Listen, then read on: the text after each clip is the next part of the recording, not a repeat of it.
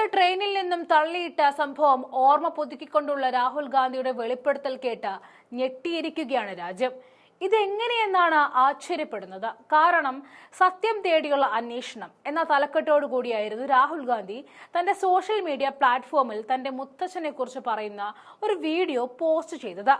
രാഹുലിനോട് ചോദ്യങ്ങൾ ചോദിച്ചത് മുൻ ഡൽഹി മുഖ്യമന്ത്രി ഷീല ദീക്ഷിതിന്റെ മകൻ സന്ദീപ് ദീക്ഷിത് ആയിരുന്നു. തന്റെ മുതുമുത്തച്ഛനായ ജവഹർലാൽ നെഹ്റുവാണ് സത്യങ്ങൾ തേടിയുള്ള അന്വേഷണത്തിന് പ്രചോദനമായതെന്ന രാഹുൽ ഗാന്ധിയുടെ മറുപടിയാണ് ആ വീഡിയോയുടെ കാതൽ. എന്നാൽ ഈ വീഡിയോയ്ക്കെതിരെ എത്തിയിരിക്കുകയാണ് BJP MP Lahar Singh Siroya. British ഭരണത്തിൽ നിന്നും സ്വാതന്ത്ര്യം നേടുവാനുള്ള ഇന്ത്യയുടെ പോരാട്ടത്തെക്കുറിച്ചും കുടുംബവുമായി ബന്ധപ്പെട്ട ചരിത്രം വിവരിക്കുന്നതിൽ കോൺഗ്രസ് നേതാവ് രാഹുൽ ഗാന്ധിക്ക് സംഭവിച്ച പിഴവ് ആണ് സിറോയ ഇവിടെ തുറന്നു കാട്ടുന്നത്. കൂടാതെ തന്റെ എക്സ് പ്ലാറ്റ്ഫോമിൽ അതിനെ സംബന്ധിച്ച വീഡിയോയിലെ ചില ഭാഗങ്ങൾ കൂടി പോസ്റ്റ് ചെയ്തു. കൊളോണിയൽ ശക്തിക്കെതിരായ മഹാത്മാഗാന്ധിയുടെ പോരാട്ടം എങ്ങനെ ആരംഭിച്ചു എന്ന് വിവരിക്കുന്നതിനിടെ മഹാത്മാഗാന്ധിയെ UK-യിൽ ഒരു ട്രെയിനിൽ നിന്നും പുറത്താക്കി അതിനുശേഷം അദ്ദേഹത്തിന്റെ മുത്തച്ഛനും കസിൻസും പ്രതികാരം ചെയ്തുവെന്ന് രാഹുൽ ഗാന്ധി പറഞ്ഞു. രാഹുൽ ഗാന്ധിയുടെ അഭിപ്രായത്തിലെ പിശകാണ് സിറോയ തന്റെ എക്സ് പ്ലാറ്റ്ഫോമിൽ കൂടി ചൂണ്ടിക്കാട്ടിയത്. മഹാത്മാഗാന്ധിയെ UK-യിലെ ഒരു ട്രെയിനിൽ നിന്നും പുറത്തേക്ക് എറിഞ്ഞ സംഭവം ഒരിക്കലും സംഭവിച്ചിട്ടില്ല. അത് മാത്രവുമല്ല, ദക്ഷിണാഫ്രിക്കയിലെ നഡാലയിൽ അഭിഭാഷകനായി ജോലി ചെയ്തിരുന്ന കാലത്ത് ഏകദേശം 1893 ജൂൺ 7 ഡർബനിൽ നിന്നും പിട്രോയിലേക്കുള്ള യാത്രക്കിടെ മഹാത്മാഗാന്ധിയെ ഫസ്റ്റ് ക്ലാസ് ട്രെയിൻ സീറ്റിൽ നിന്നും പുറത്താക്കിയിരുന്നു. 1893 ജൂണിൽ ദക്ഷിണാഫ്രിക്കയിൽ ഗാന്ധിജിയെ ട്രെയിനിൽ നിന്നും പുറത്താക്കുമ്പോൾ നെഹ്റുജിക്ക് വെറും 4 വയസ്സ് മാത്രമായിരുന്നു പ്രായം. 4 വയസ്സുള്ള ഒരു കുട്ടി പ്രതിഷേധിക്കാൻ അലഹബാദിലെ റെയിൽവേ സ്റ്റേഷനിൽ പോയിരുന്നു എന്നാണ് സിറോയുടെ ചോദ്യം. എന്തായാലും രാഹുലിന്റെ ഈ വീഡിയോ BJP-ക്കാർ ആയുധമാക്കിയിട്ടുണ്ട്. നുണക്കഥ പറയുമ്പോൾ ഇടം വലം നോക്കണ്ടേ എന്നൊക്കെ കമന്റുകൾ വരുന്നുണ്ട്. നമുക്ക് എന്തായാലും സിറോയ തന്റെ ഫോണിൽ റെക്കോർഡ് ചെയ്ത വീഡിയോയുടെ ഭാഗങ്ങൾക്കൊപ്പം തന്നെ രാഹുൽ ഗാന്ധി പോസ്റ്റ് ചെയ്ത വീഡിയോ ദൃശ്യങ്ങൾ കൂടി കാണാം. So his father also had a very important role in who he was and what he became. Underestimated role. Motilal. And his father was a very particular type of person.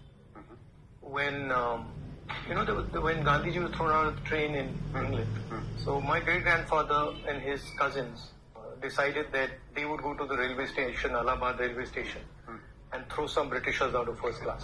But I can see a strain coming from Motilal Nehru, Jawaharlal Nehru, Indira Gandhi, my father. And the strain is that your purpose in life is to search for the truth. Even I don't view myself as a politician. I'm a seeker of the truth. I seek in everything I do. My grandmother told me that we've always had dogs. And it's just been a thing in our family that we always have dogs. The dogs are almost like family. I suddenly disappear. You find Jawaharlal Nehru sitting here. क्या पूछोगे उनसे? I say to them, tell me the one thing that you think I should never ever do. And I know the answer to that. What is that? Compromise with RSS.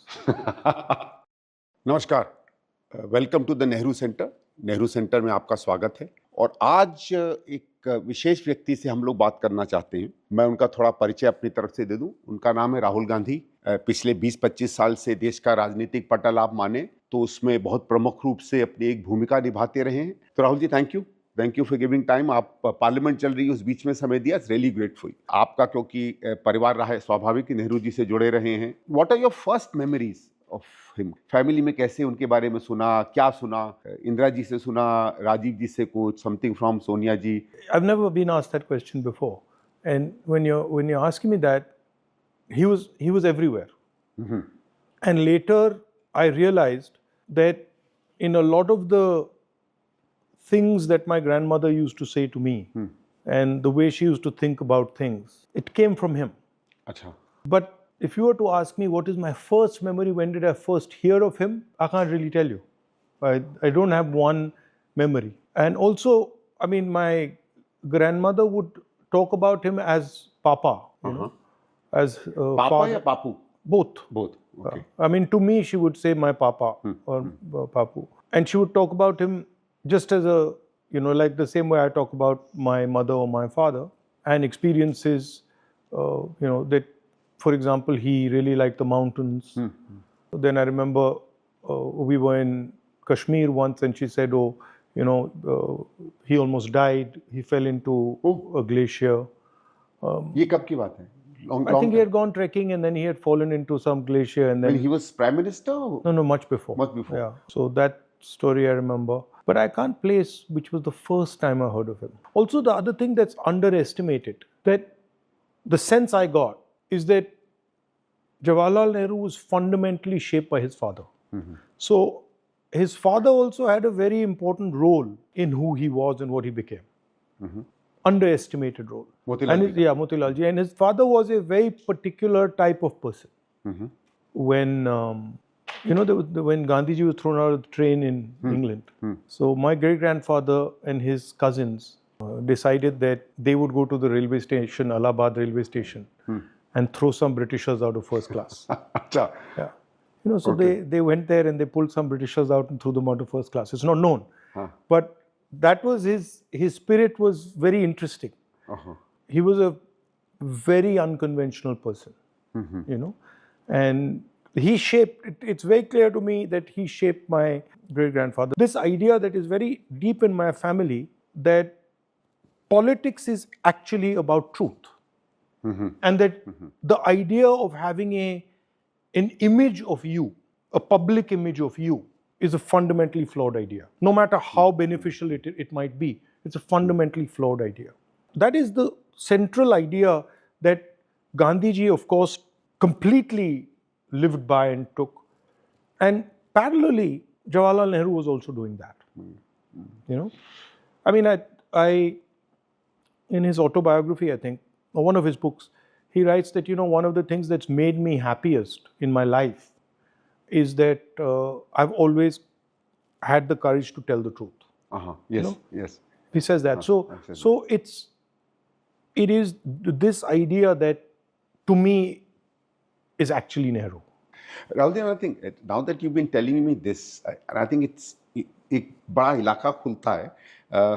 जैसे जैसे आप बड़े हुए, कैसे कैसे ये कहानियाँ which came from more of a personal side of Indira ji, Pandit ji and others, और स्वाभाविक है कि since they were all political people and came through a great tumultuous period, politics must have been as much a part of their life as anything else. How did you come to start knowing, say, the political Nehru, the political Motilal? वो transition कभी family में हुआ या कभी बातचीत में हुआ? There was no political Nehru. Okay. There was no political Indira Gandhi. They viewed the world as completely connected. So they did not view themselves as being politicians. If you were to ask me how they viewed themselves, all of them. I never met my great-grandfather, I never met Motilal ji, but I can see a strain coming from Motilal Nehru, Jawaharlal Nehru, Indira Gandhi, my father. And the strain is that your purpose in life is to search for the truth. And that's really how you view yourself. No matter what you do, that's the frame. My grandmother did not view herself as a politician. If you were to ask me, she viewed herself as somebody who was living their life and had multiple things that they were doing. And the idea that, there's no way you can take a Jawaharlal Nehru and encompass him by politics, right? Because my immediate response to you would be, okay, what about author? What about prisoner? What about resistor? What about, friend? So even I don't view myself as a politician. Other people say you're a politician, but no, I'm a seeker of the truth. I seek in everything I do, right? And I think that's a much better frame to understand them. The other strain that is there, and again, it was there in my father, it was there in my grandmother, and it was there in my great-grandfather, which is that they're not interested in what you think of them. They're not interested in what you will think of them. They're interested in action. They're interested in, I'm doing this now. And this is correct for me to do now. I'm not incentivized by what you will think of me 20 years from today or 30 years from today. So that other strain, right, that you're searching for your truth, which is why Mahatma Gandhi became such a big part of my great-grandfather's life. Because it was a collective journey with Mahatma Gandhi as sort of, in the Indian tradition, as the guru, as the guide.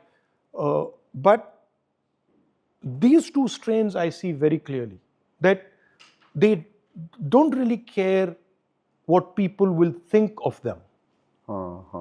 They will not be, they're not acting because people think they should act like that. Never. They're acting because this is what we think is true. Now, they might come to what is true by listening to people. ठीक बात है.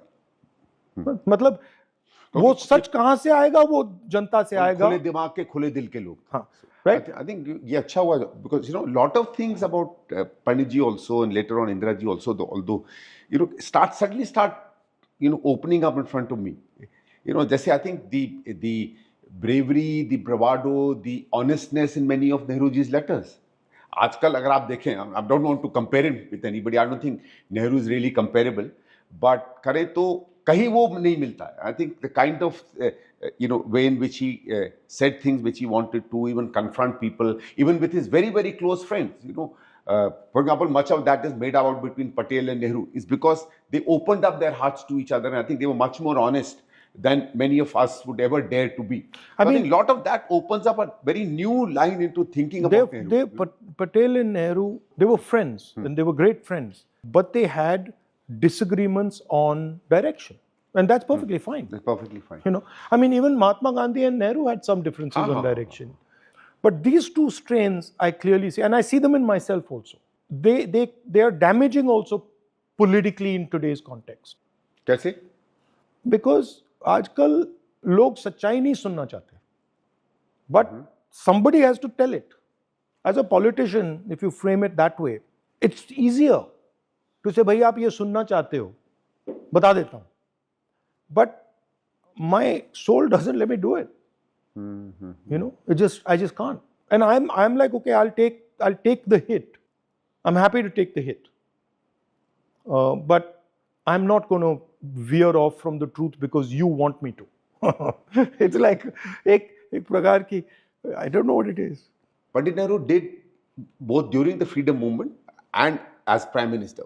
He did a lot of things that conventionally anybody who's a normal politician would not have dared to do. His work on the way he looked at inequality, his work on tenancy reform, his work on zamindari, his work on economic policy, his work the way he restructured the whole of India. And I mean, he did some outstanding and absolutely remarkable work, in spite of whatever people, go around saying. And I think that's why he was always much more of a statesman than anything else.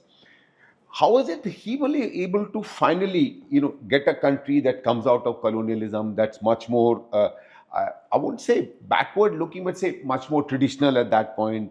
We've always been a very, very religious society. Superstitions have always been there. How is it that, because you're saying that, today you said sometimes वो सच्चाई शायद लोगों में ना उस तरीके से जा पाए. And as you said, you also sometimes feel कि उसका एक backlash आता है या political success नहीं आता.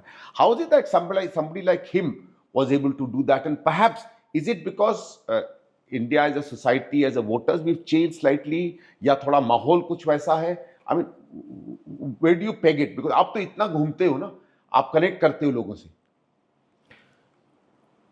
We were in a much harder situation in 1935 than we are today. We were ruled by the British, the large mass of India, ruled by the British. It was a partnership between the British and the Maharajas, between the Maharajas' bureaucracy, between the Maharajas' armies, between the Maharajas' business system and the British. And the Indian people were completely squeezed. In some ways similar as to what's going on today with Adani, Ambani and stuff. But we were much more courageous at that time than we are today. Today, what is missing is, certainly at the leadership level and also overall, people are scared, right? And these people were not scared. I mean, their whole thing, Gandhi, Nehru, Patel, Ambedkar, their whole thing was confronting fear, becoming friends with your fear. And really that's what they taught. Nehru didn't teach socialism No, he didn't. or politics or science. No, Gandhi didn't teach any of those things. All Gandhi and Nehru did was they told India, they showed India that you can be brave, you can be courageous, and millions of people followed them. So that to me is the difference. All human endeavor, all powerful human endeavor is a confrontation of fear. Whether you're a scientist or you're an engineer, whatever you are, if you're doing something well, what you're actually doing is confronting your fear. You're saying, okay, these gentlemen are fighting the British Empire. That is scary. That is scary. I mean, that's a very scary thing. They are going to jail, they are being beaten up. They can be killed. If the British Empire wanted to kill Mahatma Gandhi or wanted to kill Nehru, it was like it was like that. So you are sitting there facing death. That's why these people arise. Also, Rahulji, it takes far greater strength for passive, non-violent resistance than any other. I think non-violent resistance is, you need to be probably the bravest. Samne bandook ho, lat ho, and all that you are raising is your moral unity. And it's very difficult. If you want to do non-violence resistance, then truth is your only weapon. Truth is your. It's that Arjun story, that no matter what you did to Nehru, Mahatma Gandhi, Ambedkar, no matter what you did to them, they were not budging from the truth. That's why they became who they became. So Nehru's the idea of resistance and clarity about the truth and bravery. That's what it is. Sir, also, let me ask you one question, and whether you also got some idea from Indiraji from this. At the time of Nehru, he was one among stalwarts. I mean, as you say, probably any one of them could have become India's Prime Minister. The others were great stalwarts themselves, okay? And I think his greatness was that he was great amongst greats. I think you could have taken, I suspect that in that time, the Congress party probably had a pool of 50 people who could all lead India. Many of them we know. Certainly Mahatma Gandhi, Jawaharlal Nehru, Patel, Bose, many of them we don't know. Yeah. Right? And many were in the States. But many were in the probably States. equally capable. Yeah, equally capable. Just in a different place in the freedom struggle. But what the freedom struggle was doing, freedom struggle was like sandpaper. Like sandpaper. Yeah. So it was just removing everything that was not truthful. If you're fighting the British and you have a single lie, they'll get you. Like today, if you're fighting the BJP and you have anything to hide, you've been corrupt or you've got anything to hide, you're finished. So what protects you in an environment when there is oppression? The truth. The reason I can say whatever I want is because the truth protects me. And I don't run off suddenly from the truth. And if I don't run off from the truth, I'm protected by the truth. So that's what these leaders were showing. That's what an Indian leader is.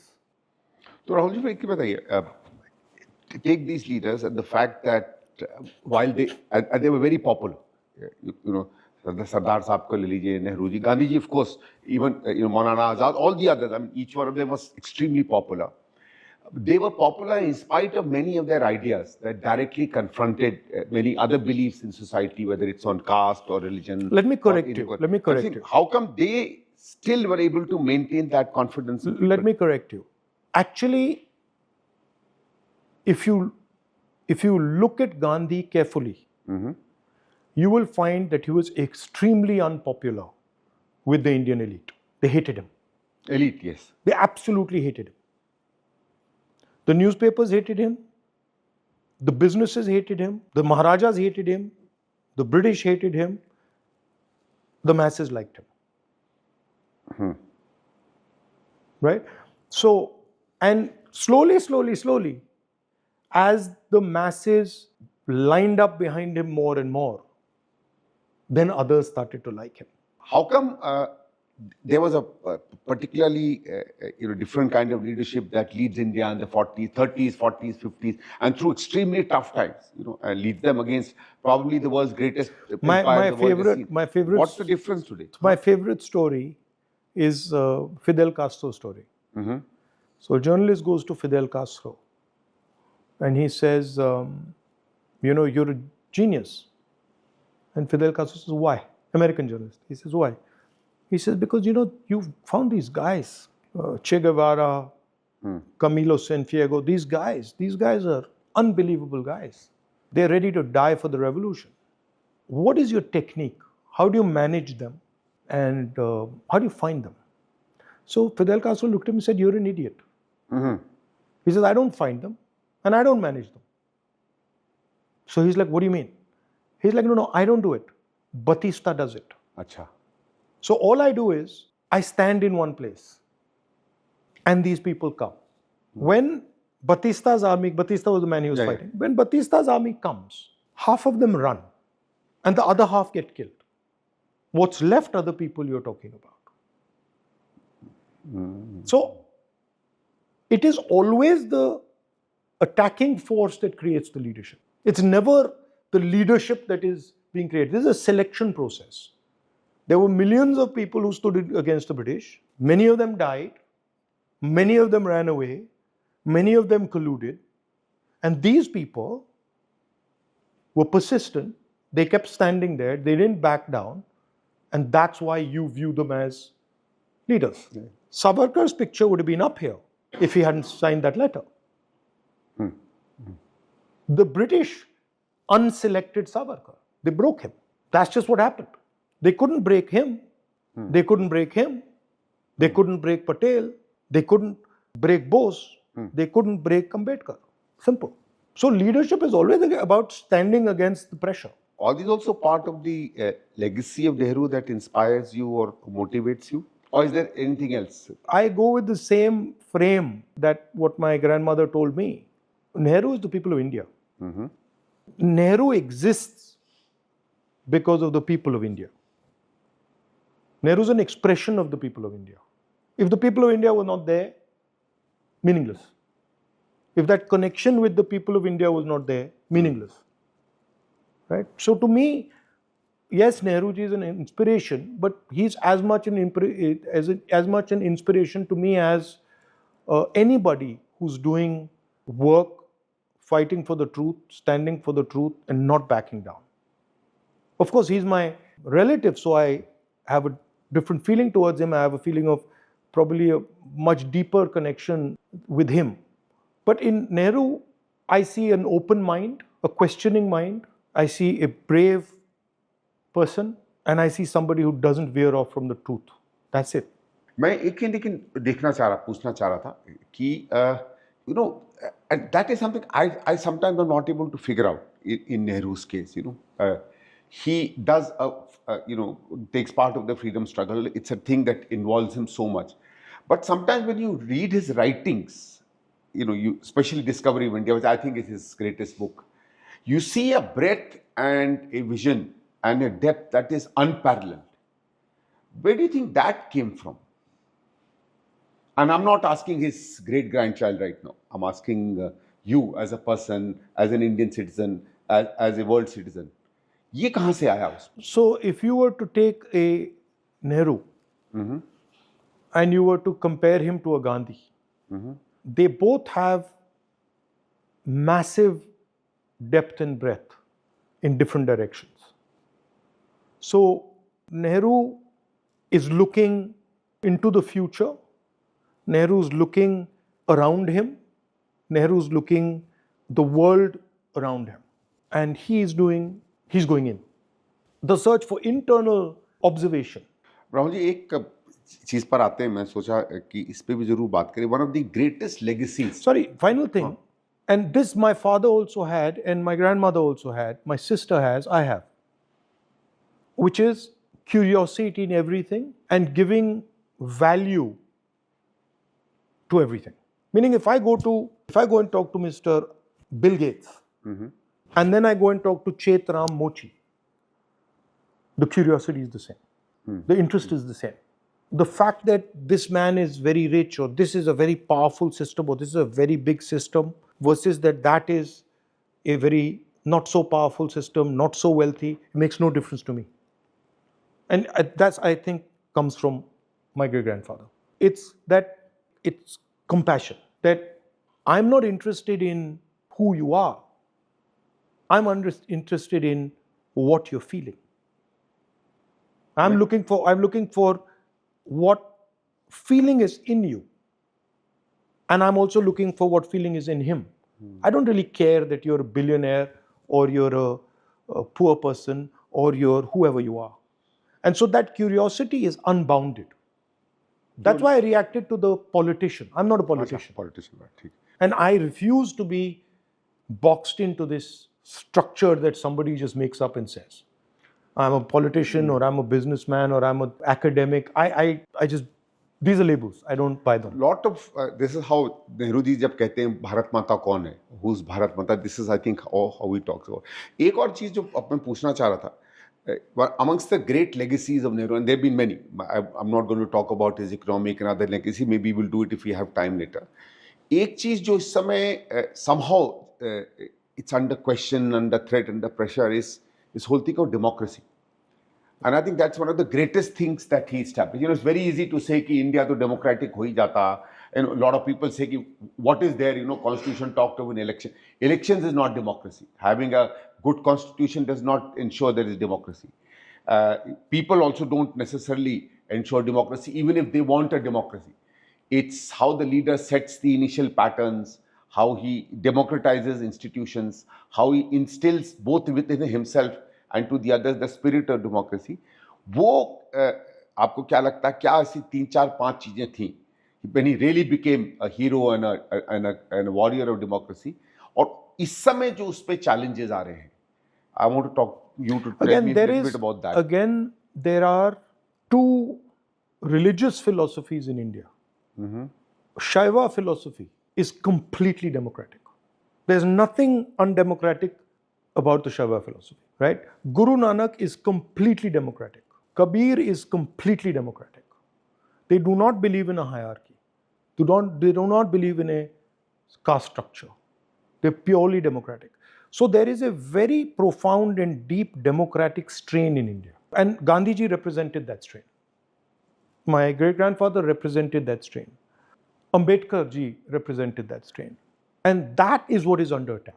What is under attack is not just the democratic institution of our country.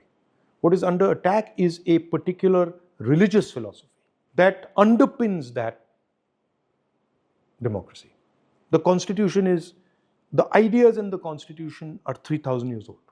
So what is under attack is not just a book. What is under attack is a set of religious philosophies that are inconvenient to the RSS. And that is what Gandhi used to defend, and that's why he died. So what you're saying in the, that Nehru was as much somebody who imbibed or great believer in the great intellectual and philosophical traditions of the 17th and 18th centuries, as much as in the India that you No, have. what I'm saying is that, I'm saying something different. I'm saying that Nehru is much, much closer to an Indian philosophy than he is to any Western idea. Correct. But he's open to Western ideas. So he's open to science. He's open to looking at different cultures. But his foundation comes from the Indian spiritual tradition. So what you're saying is really open to modernism, as everything modernizes itself. As are all people who follow this tradition. Yeah. Who are these people? What are they doing? Why are they doing it? How are they like me? This is the Indian spiritual tradition. That's why we absorb everything. So in many senses, actually, in 47 to establish it, put it part of that, get this continuity with our ancient tradition, that's, I think, a battle or a war that Nehru fought and fought very adequately and substantially. But इस समय जो इस पर threat आ रहा है, and many people also call it almost like an existential threat. इस समय क्या है that needs to happen? And you're calling yourself a lot of things, and I perfectly agree with that. But somewhere or the other, you're also a public person. So somewhere or the other, we also have this great duty upon our head to look at what he did in 47, 48 and continue to do that today. What a Nehru or a Gandhi did was tell India the reality of what they were facing. India was refusing to accept that for many years that they were enslaved by the British. Large majority of our elite was perfectly happy with the British, right? And what Gandhiji and Nehru said was, this is slavery. You will never be successful under the British. So in a sense, they awakened India and made India look at the truth.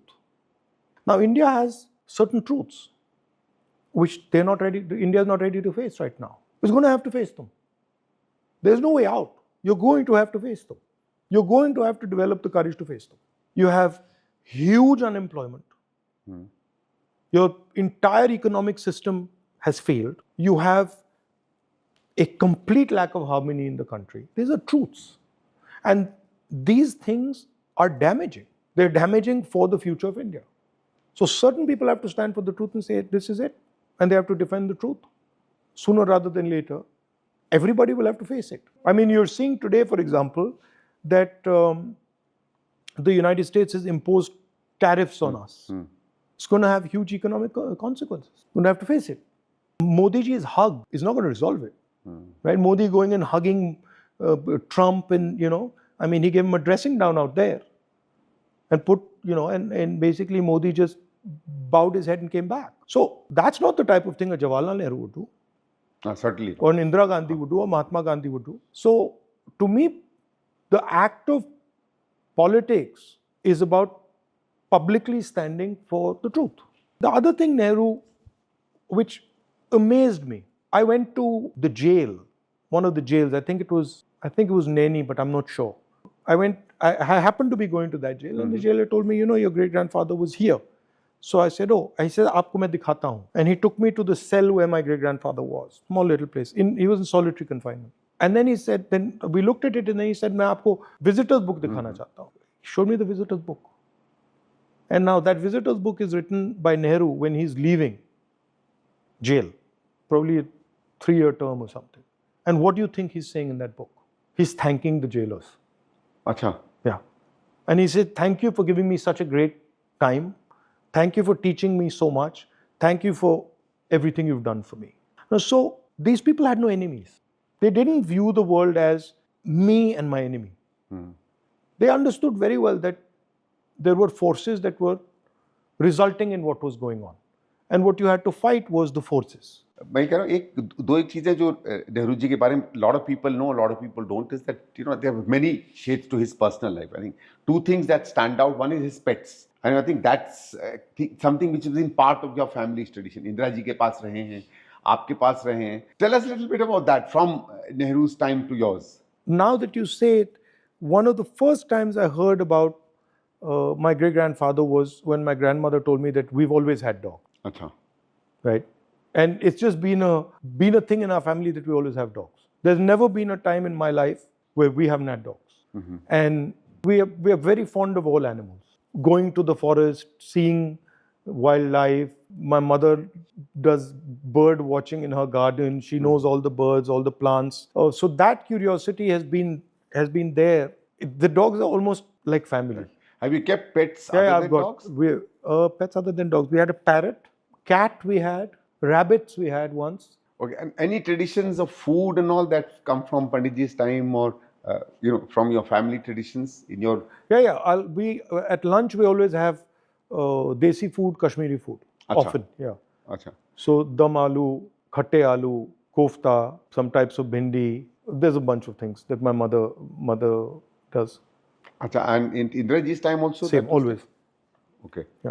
So, and how do you get cooks to make that? It's handed down. So our cook was taught by the earlier cook, was taught by the earlier cook, was taught by the earlier cook. Yeah, so that's there. So in many senses, Nehruji remains in many ways in your family. Our tailor is the great-great-grandson. Mama's tailor is the great-great-great-grandson of the gentleman who invented the Nehru jacket, who was my great-grandfather's tailor. Yeah. Oh, acha. Wow. Yeah. I think so he made the Nehru jacket. He made the Nehru jacket. Oh. What these days some people try and name it as somebody else. Yeah, exactly. Exactly. Because हम लोग तो उसको Nehru jacket ही जानते थे. Finally, Rahul ji ये पूछना था. आजकल उस पे नरेंद्र मोदी नाम लिखता है. हाँ भाई. Final question, Rahul ji. Suppose suddenly, there is a flash. Oh, there's one other thing that Dadi taught me that went into my head and I just follow, which she said she got from my great grandfather, was that whatever happens, do 1 hour of exercise every day. हाँ अच्छी. वो एक सवाल मैं भूल गया, मैं पूछना चाह रहा था. So I saw that. I mean, throughout her life, I never saw a day when Dadi didn't do 1 hour of exercise ever. It just didn't yoga happen. करती थी या पता नहीं. वो उनका एक पीला रंग का एक मैट सा था एंड उस पे वो एक्सरसाइजेज करती थी. उसमें योगा की एक्सरसाइजेज भी थी, बट फिर वो अपनी उनकी भी एक्सरसाइजेज थी. पंडित नेहरू तो योगा करते थे. उनकी कई Again the same. I think the exercises were the same. Same. Yeah. So there was some yoga in it, but there was also just regular physical exercise. So you It do was a a little bit routine. of that or different? No, mine, I mean, I never actually listed what she used to do and I never really knew what the full routine was. But I do my own. I do judo and I do other stuff. Okay, now you have to answer this last question. Suppose, I suddenly disappear and you find Jawaharlal Nehru sitting here. क्या पूछोगे उनसे? आपको 5 minute मिलते हैं उससे बात करने में. क्या बात करोगे? I'd say to him, tell me the one thing that you think I should never ever do. Okay. Or? And I know the answer to that. What is that? Compromise with the RSS. ठीक है. I think it's been really, really great. And thank you on behalf of the Thank you, Nehru thank you. Center.